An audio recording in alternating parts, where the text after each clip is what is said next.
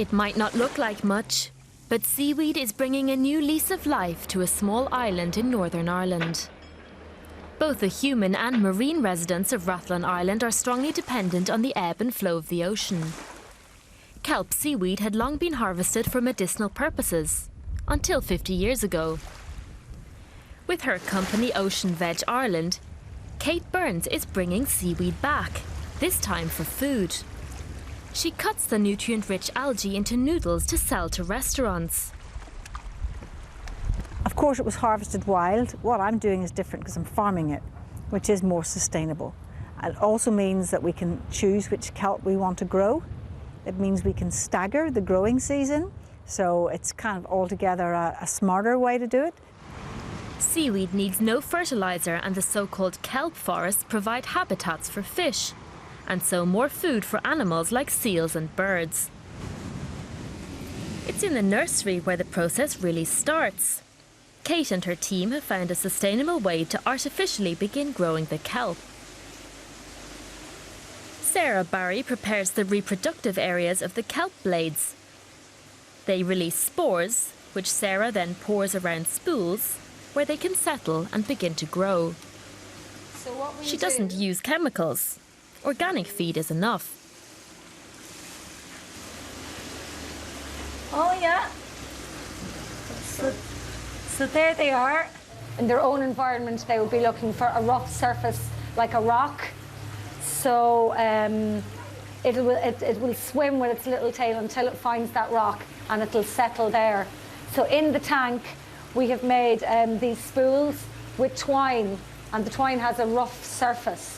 So the spore will swim until it finds the twine, and it'll settle on that. The spores grow small shoots over a period of 9 weeks.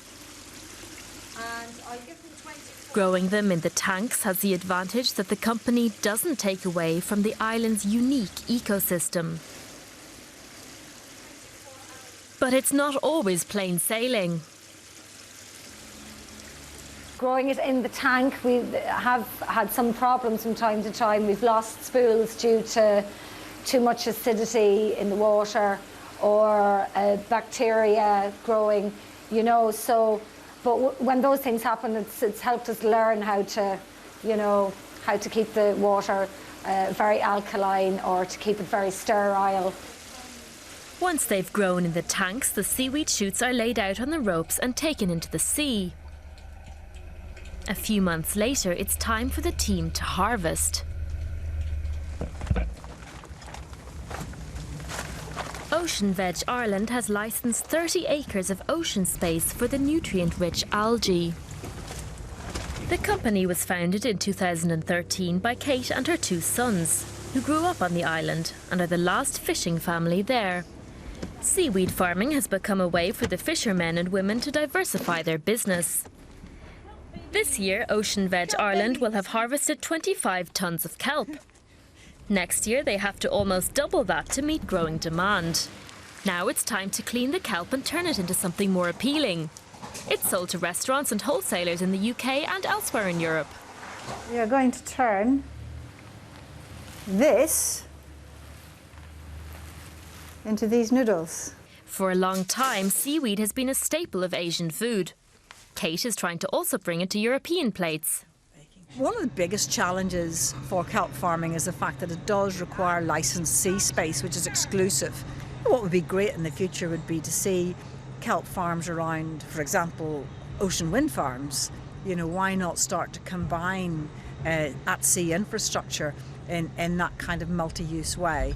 But you know, that's maybe my dream, but it would be good to see, you know, people like thinking outside the box. Seaweed farming is heavily reliant on the weather, and work can be unpredictable. But there will always be some time for Kate, Sarah, and the rest of the team to relax. For the first few years, it's been a lot of trial and error. But despite all that, the future looks bright for kelp.